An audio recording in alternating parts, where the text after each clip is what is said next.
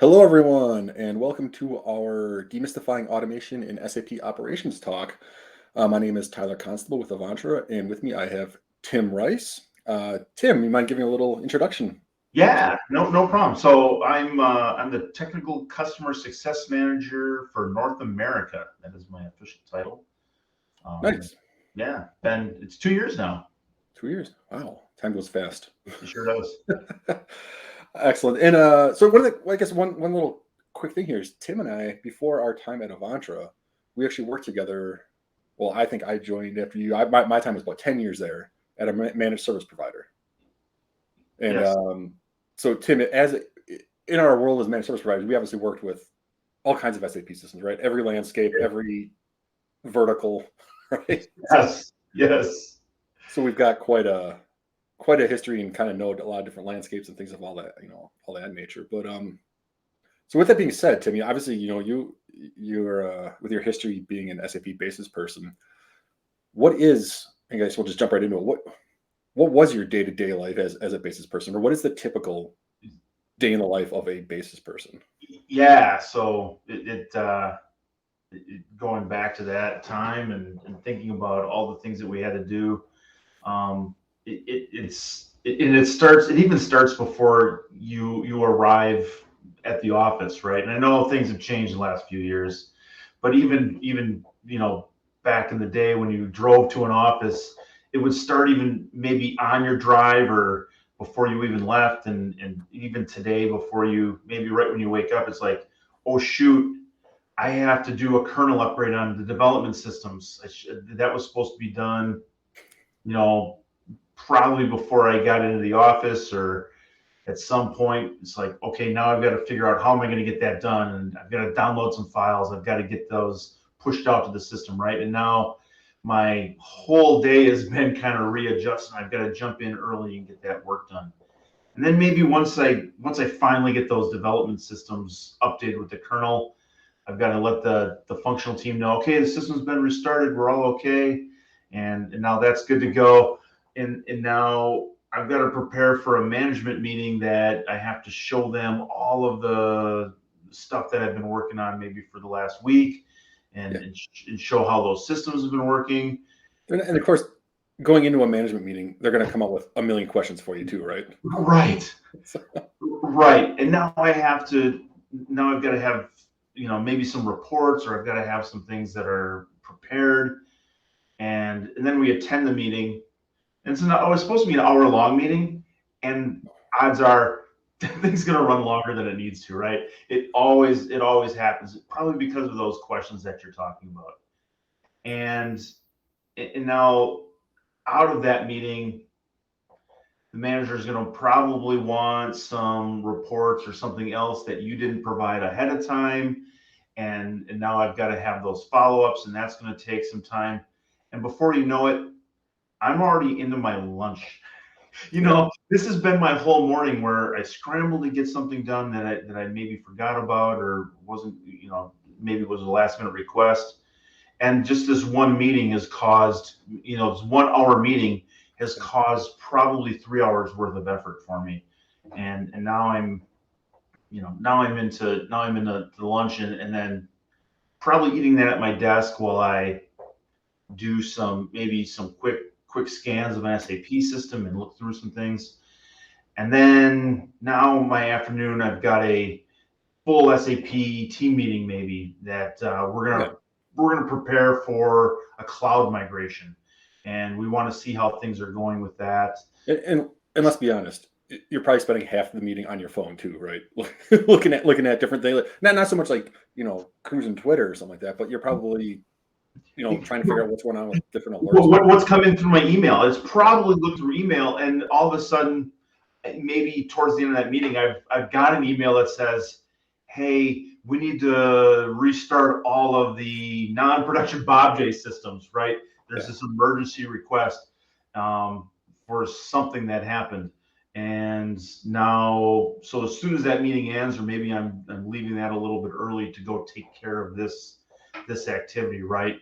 And now after I maybe I do those restarts, and now I've got to just make sure, I've got to do a sanity check, make sure all those systems came up correctly. Is everything okay? And now I've got to jump back in and switch gears, and knowing that I've got this cloud migration project, I've got to do some more research and some more, kind of self-training, make sure I'm prepared to do all those things correctly. And But Tim, isn't a migration just a 2-click experience? yeah, I wish it was, right? It seems pretty straightforward, and there were so many times, you're right, when I would I didn't have time to prepare, so I would jump in and just Right. like start doing it. Right? Yeah, I can do this. It's click, click, click, click, next, next, next, and then all of a sudden you get part of the way through, and it's like, okay, this error came about, Yeah. and you do research on the error, and then the error says, well, when you prepare for this, make sure you do these settings, right? So had I done the proper preparation, I wouldn't have run into those errors. Yeah. Um, I think most senior basis engineers, even more mid, are going to tell you these projects are no joke. And while the actual act of that project is over the course of a weekend for like a migration or something like that, really you're spending weeks preparing for this thing, yeah. reading and preparing, because not every landscape is unique. So okay, yeah, sorry, sorry, I didn't mean to No, interrupt. but because it's right. But what you're hoping for is that by the time you get to that weekend, maybe that preparation, you could have done a better job preparing for that development or sandbox migration, right? Yeah, So that one doesn't take 3 weeks to get through. It should only take a few days if you do all the proper preparation, right? yeah, yeah, And maybe then now we're getting closer to the end of the day where we've got a request from the functional team to review batch job history. Maybe so now I've got, okay, they sent this request in. Now I got to go dig through the SAP system to grab all that. What's the history of that? I can only go so far as what SAP still has that batch job. And then I create a report and send that off to the functional team, and then maybe that ends my day, but your work day. maybe maybe it doesn't, It doesn't. because now it's maybe it's after 8 o'clock. I've had dinner. I've done some stuff with the family, and now I get a call from my manager that says, "Hey, we can't access SAP." And now I've got to dive in, take a look at it. It's taking a couple hours. I'm not quite sure what's going on. We got to stand up a call with a group of people that it maybe includes the VP of IT, the network team, the storage team, the SAP team. What's going on? Yeah. After a few hours now, maybe there's a resolution, and I have to start a root cause. And before I know it, it's past my bedtime. It's getting close to the next day, and things aren't looking fun for the next day, right? Yeah. So that's kind of, and maybe not every day is like that, but quite often. I mean, there wasn't maybe a week or two that wasn't the norm, right? Right. It seems like there had to have been a better way, right? Yeah. Yeah. You might not have had your nightly downtime, not every night at 8 o'clock, but they come up, and everything else, like the other things you were doing throughout the day. It sounds like really it was only like 3 or 4 things, right? You attended a couple meetings, stuff like that, but things kept getting thrown at you and peppered at you. And then that's 100% of what basis stuff is. So our SAP basis is. So let's break this down a little bit. All right. So this is what everyone does. Again, if you're a basis engineer, you know this story, exactly what Tim just described. But there's got to be a way to do this smarter. Right? There's got to be a way to make this a bit more intelligent. So let's talk automation, right? This whole thing is demystifying automation and SAP operations. And technically, in the past, I always like to say SAP and the word automation and SAP never really play well together in a sentence. That's Right. not really the case anymore. So let's break this up, right? Let's talk automation that can be planned, and then let's talk automation that is more like trigger based, or it's not planned but does something, right? So, Right. If Tim, if you were to think of like, I don't know, 2 or 3 things that are good planned things that you can do in automation to help, make your life a little bit easier. Like, just name a quick, like, what's 3 things that you could quick? Well, the first thing that pops in my mind is that first activity we had was kernels, right? Kernel? We could Okay. automate the kernel in the SAP. Okay. System refreshes, maybe. Refreshes. Makes sense. Yeah. You know, and the other one that comes to mind is SAP Hot News. I get that email that says, "Hey, there's a new critical security alert. What systems does that affect?" And now I've Okay. got to go take a look. So if we could automate that, I think that would be cool. All right. So let me challenge you on this. All right. So first one you said was kernels, but I'll Yeah. be honest, like kernel is not that hard, right? I'm going to challenge you on this one.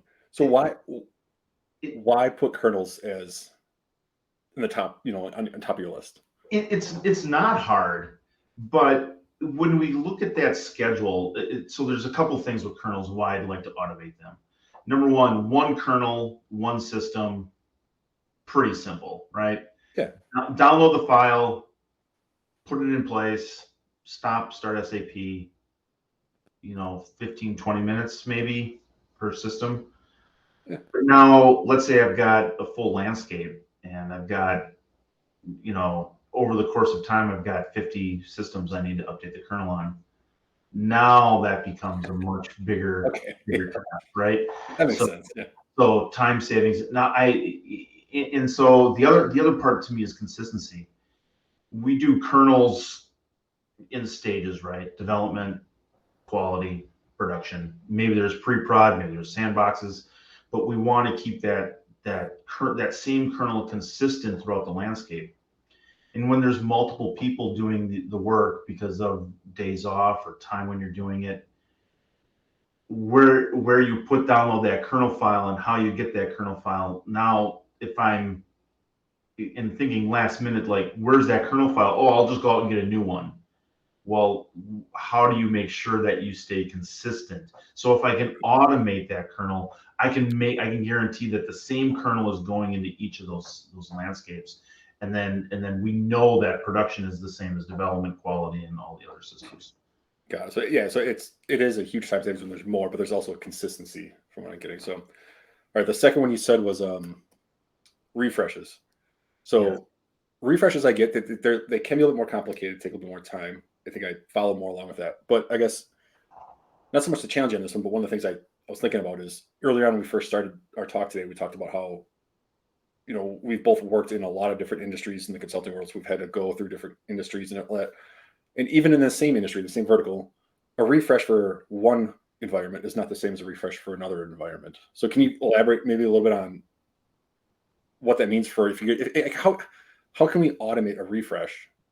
I'll put it this way: how can we automate a refresh if there's no standard? I mean, and again, there's standards, but there's always things that have to take place that are different. So I guess can you talk a little bit about that? Yeah, but I think we can automate it for each of those iterations, right? So if I have some way to take that automation, like you said, there's standard steps, right?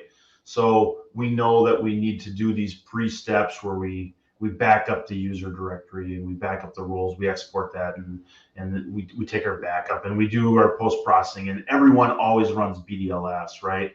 And there's, I'm kind of jumping around, but in condensing what this is, because there's so many steps in between. Right. But if we could create a way that automation where we walk through each step, and when there's differences between one customer and another, we could insert a step or remove a step and be able to automate that piece where you only operate the steps that are required.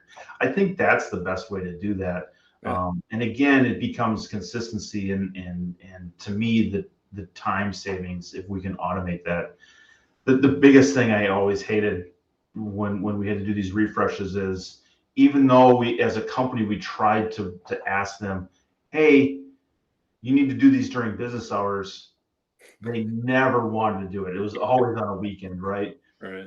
And it took the whole weekend. You lost an entire weekend to having to do a system refresh. I hated it. I hated it. Yeah. And it doesn't necessarily mean that you were hands on the keyboard all weekend, but it's not like you could, go to the beach for the weekend, right? I mean, you had to be nearby in case something broke. It'd be nearby because there were steps that would, the restore maybe took, 4 hours, right? Okay, well, I knew I had 4 hours where I could maybe go do yard work or do something around the house, but I had to stay close by because as soon as that was done, I had to be kicking off the next step and kicking off the next step, and then maybe waiting an hour or two for a job to finish, or BDLS to run, or whatever it took, right? Yeah, it's almost more painful in those situations where like you have to do a little bit and then wait and then do a little bit and wait. It's almost like just let me do it from midnight till 2. But unfortunately, that's just not the way it is with a Right. refresh, right? So Exactly. all right. And then the last one you said was hot news, and I'm actually kind of shocked. So what like why like I get the emergency of a hot news, right? But like why have any automation around that? Because hot news is generally it's for specific systems, right? Sometimes it's for all SAP systems, Okay. but a number of them are, hey, we found in this Java version that this J2E instance, you've got to put this hot news in. Well, or in this ABAP with this component, well, I've got to go do research to find out which of my systems does this affect. And if I've got to comb through 5, 10, 50, 100 systems, how do I've got to look at each one to see if this component, that's a lot of effort that takes time. And because it's such an emergency, it's not something I go, oh, I'll get to it when I've got some free time. So on my calendar, how much free time do I have? So I think if I could automate where does this hot news apply to? Which systems? Okay, out of my 50 systems, it applies to these 6. Okay, now it makes it much easier to just single those out and get approvals for those 6 systems and start the implementation of that hot news. Goes so much faster, and saves me a lot of time to go take care of the other stuff that's been popping up in some of those emergencies. So it's another important, very simple activity, but man, if you get one thing wrong in that, Yeah, what if I miss a system? I know. And now that system's vulnerable to whatever that security news was. Not many people are going to be happy with you if you miss that one system. So. Right. What I think is cool is this probably goes back maybe a few months, but I remember there was a hot news that came out that was specific to, you need to update the kernel. So now we can combine those two things, right? So hot news says, hey, these systems need a kernel update. Now I can go, if I can automate my kernel, now I can push that kernel out. I think that's how those things kind of combine, and that happens from time to time with these hot news, where it's the fixes, new kernel needs to be put into place, and so now I can push those things out. So now you're amplifying the amount of time you're saving from an automation standpoint. Where you got the first thing telling you don't have to crawl through all 50 of your systems. Here are the 3, 4, that 5, or 3 or 6 that you need. Okay, fine, and then you go push the button to automate that process. I mean, yes, that's amazing. It is. It really is. That's cool. So that's kind of, so you had 3 good things from a planned automation. There's probably a million other things, right? But those are some big.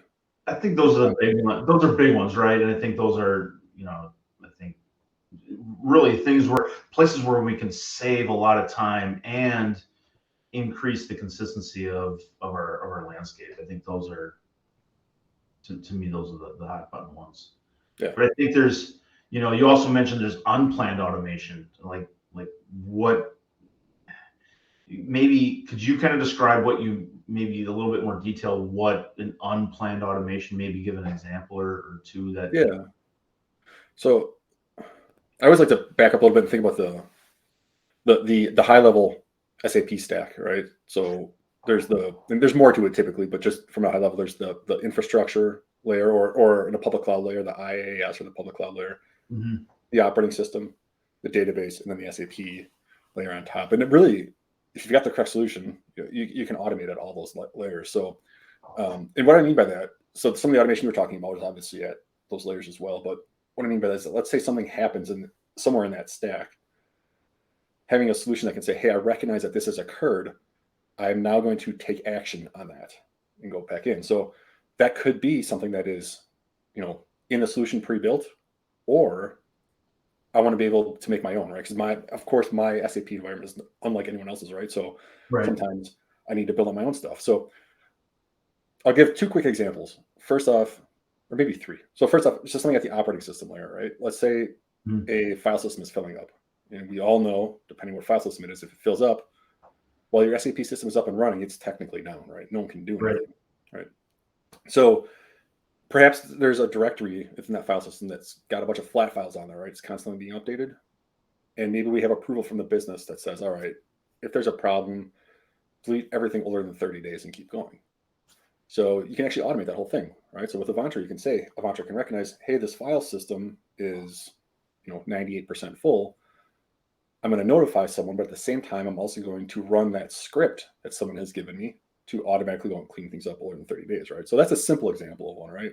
Sure. But you can combine things in that stack, right? So let's go up to the SAP layer, right? So maybe we're chugging along here and we run out of dialogue work processes, right? So again, this is something that's specific to SAP. Something if you're in the public cloud, their monitoring solutions, their monitoring tools are not going to be able to get that, right? Because this is within the SAP stack itself. So you can have something that says, all right, Avantra recognizes that, hey, this is, we're out of work processes. Again, the system will look like it's up, but really it's down. Avantra is going to start up something at the infrastructure layer, essentially another server, and then stand up an additional application server. Now, right now, in our world, in the Avantra world, these are pre-built things that are off to the side sleeping, but not costing much money.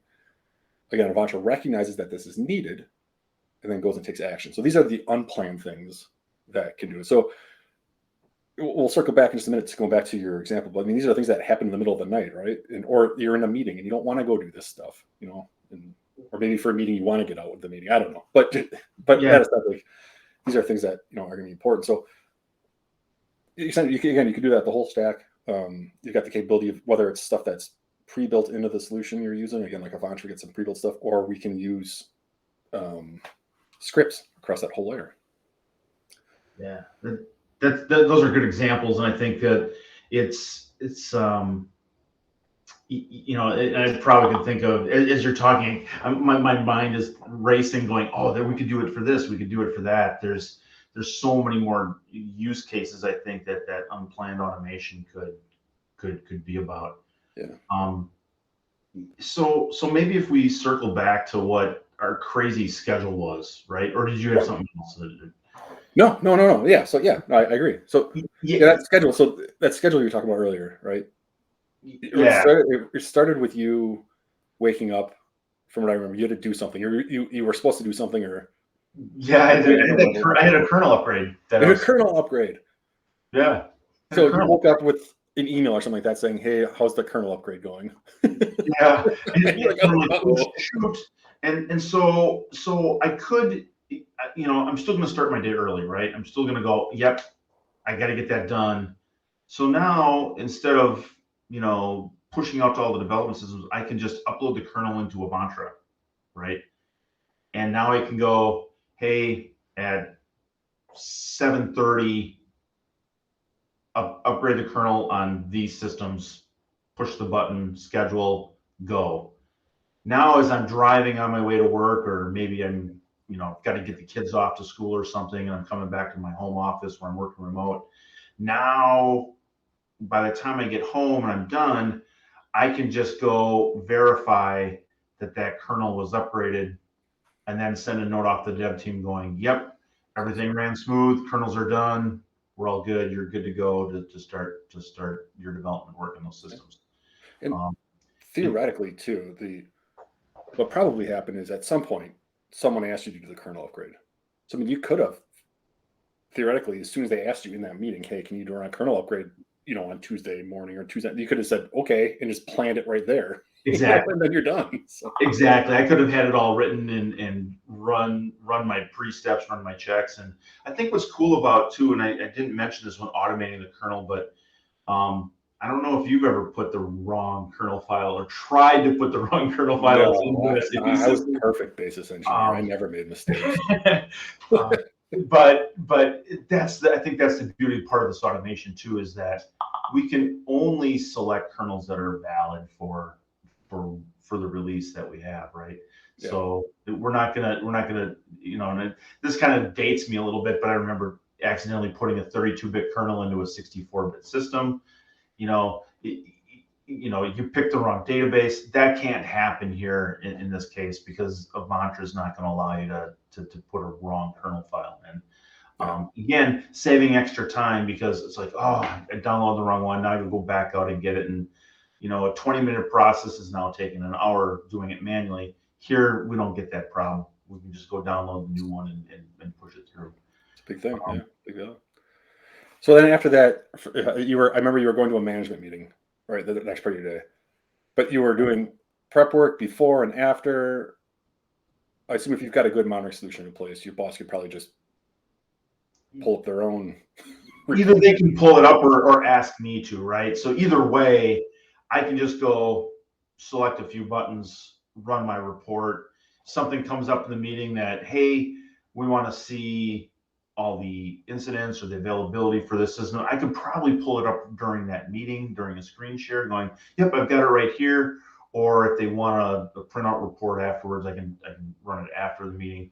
But it only is going to take me just a few minutes. It's not a lot of digging through SAP systems trying to get all that information and capturing screenshots or building Excel sheets. I can just do it right from Avantra, either during the meeting or right before, right after. It's not going to take a lot of time. So you're pretty much up to lunchtime now, and pretty much before without Avantra, you were scrambling, and now you pretty much spent the 1 hour in the meeting and maybe a couple of minutes beforehand pushing a couple of buttons to make a dashboard or a report, something like that. So by lunchtime, you're already sitting pretty good. So now lunchtime, last time you were working at your desk, scrambling. Yes. I assume you probably want to go social. I mean, lunch is a nice time to get away from your desk. Right. So I might be able to leave my office, go out and grab a bite to eat, either with a colleague, maybe with my spouse, or for me, when I'm working at home, I like to just kind of take the dog for a walk, get outside and do something, right? And kind of reset for my afternoon. So I think that it's been a much quieter day. So now I have time to do those things. Your personal health is extremely important, and you're just spending, which is awesome. So okay, and I think too, it allows me to reset my mind, and so especially that walk, right? Because it's quiet, it's peaceful. I'm thinking, when my wife complains, you never stop thinking about work, Tim. Why is that? And I'm like, well, I'm always trying to think of what has to be done next, and it still allows me to reset because I can think about the things I need to do in the afternoon. And so I think, we still have that cloud migration meeting. So maybe during my lunch, I'm gonna think about how is that meeting gonna go, what's been going on with that project, and allows me to kind of prepare instead of thinking about this emergency request over here. That's already done. It's taken care of. I don't have to worry about that anymore. Now I can focus on what's important. And that's that extra time gives me the ability to do that.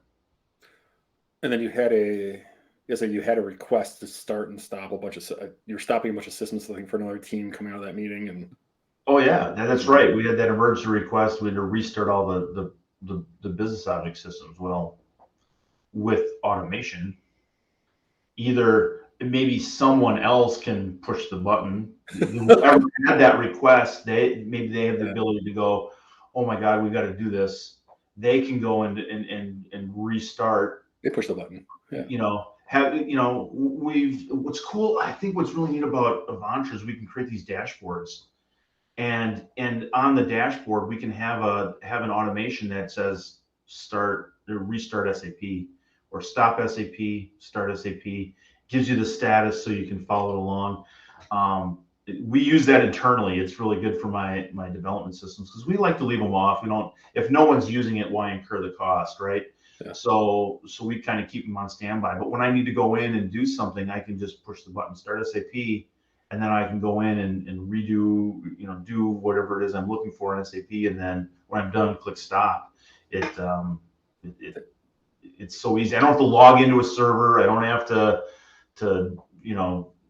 log in, get the command line, do my script. I can just push a button.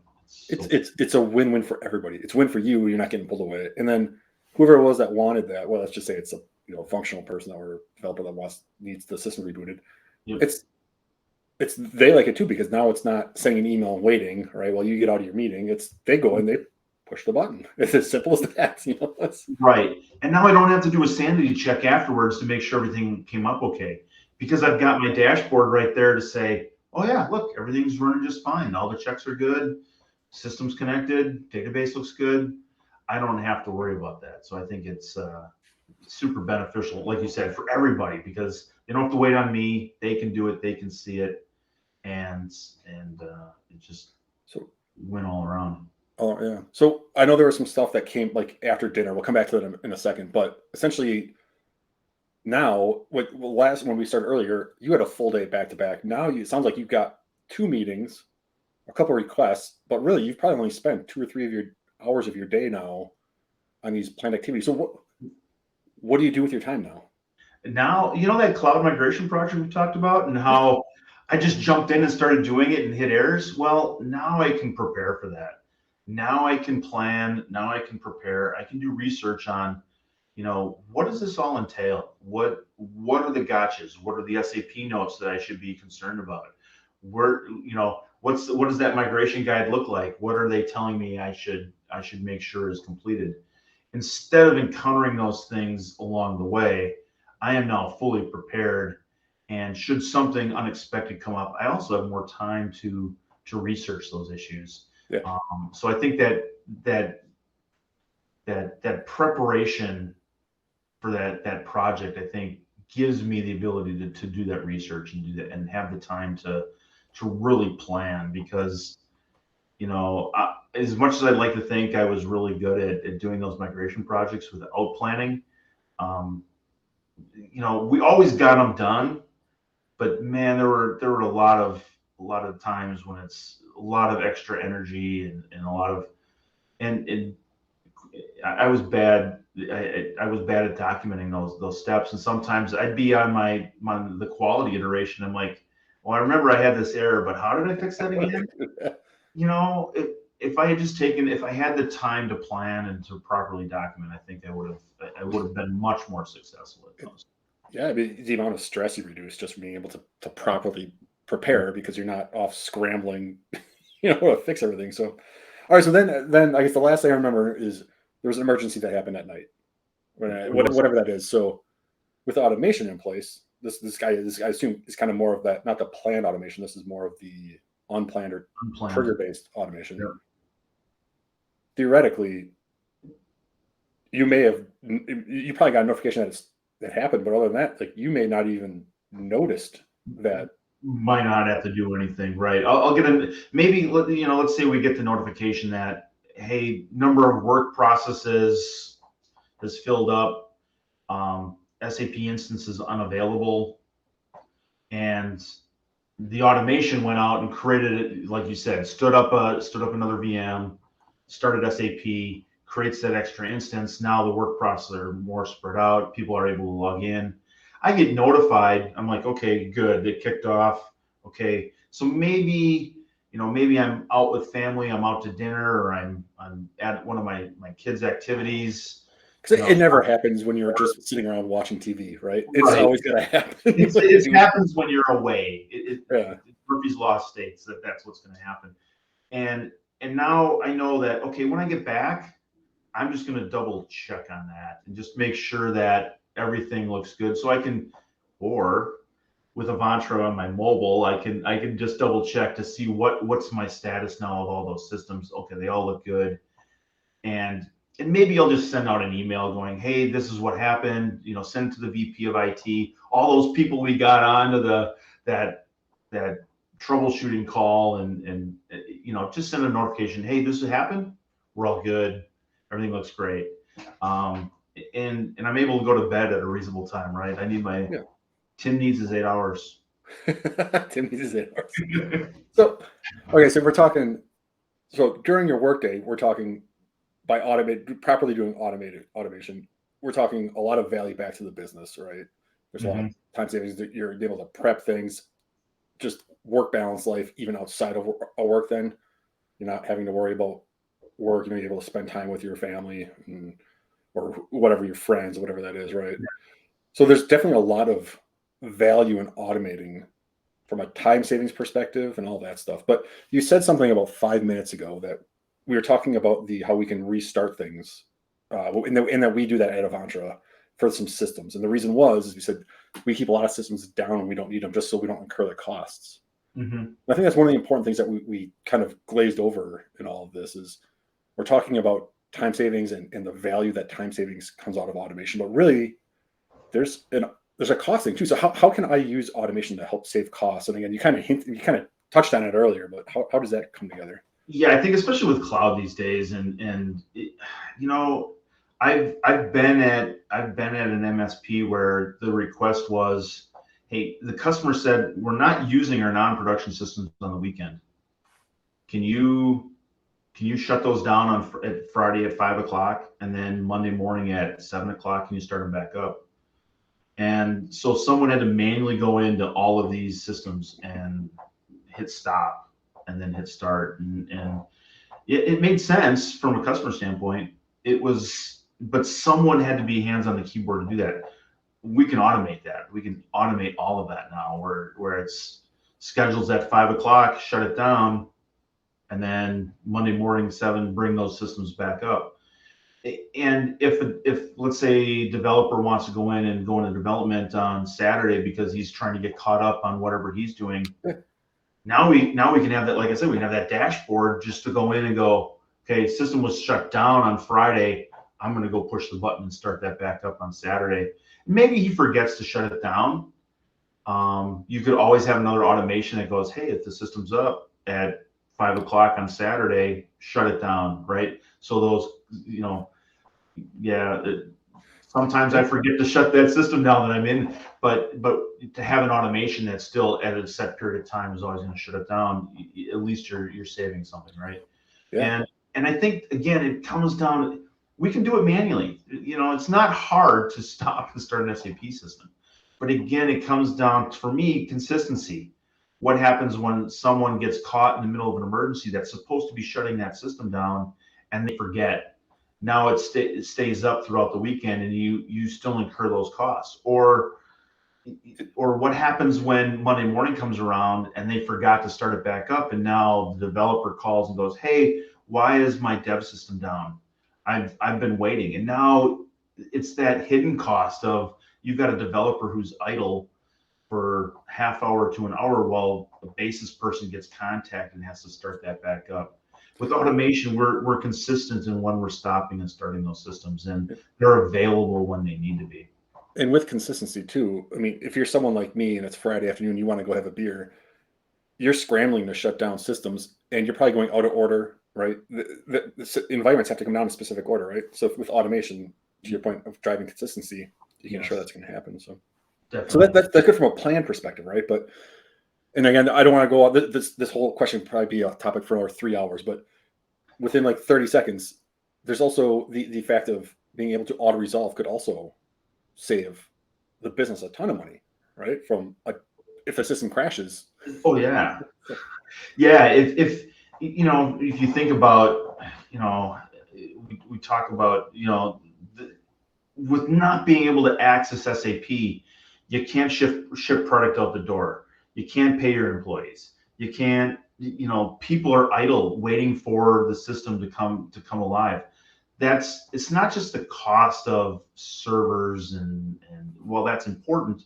It's the people cost of all these people sitting around waiting for SAP.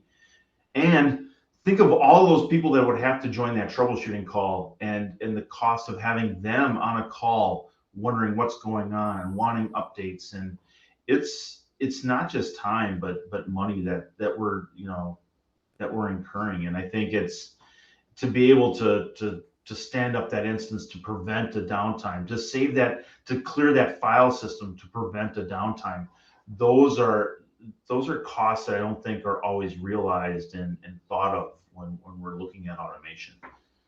Yep, that makes sense. So, all right. Well, speaking of time savings and trying to keep things within time, I think marketing granted us 45 minutes, and we're going to come in at 40 minutes here. So, we've saved some time somehow. I thought we were going to go for like 3 hours, but Originally they granted us 30. that's true. Yeah, so But Tim the and two of us really can't. We're not good at this time savings things when it's talking about automation. So no, because it's so cool, right? There's so many things you can do, and I do get excited about it because it's. I really wish I had this, years ago when I was a basis admin. It would have really helped. yeah, there's not many people out there doing it, and yeah. So I mean, if anyone has questions or wants to talk about it, because I mean, there's all kinds of things that we see that our customers are doing, and I think it's exciting stuff out there right now. So Yeah, I'd be interested to hear what maybe some other scenarios other customers have. So yeah, please share if you have anything, because I think the more use cases I have, I think the more excited and certainly welcome to help out anybody that is maybe stuck on automating this within Avantra. makes sense. So cool. Well, thanks everyone for listening, and thanks Tim, and I'm Yeah, sure you'll be thank hearing you. from us soon online or wherever. So thank you. Awesome. All right, bye. Bye bye.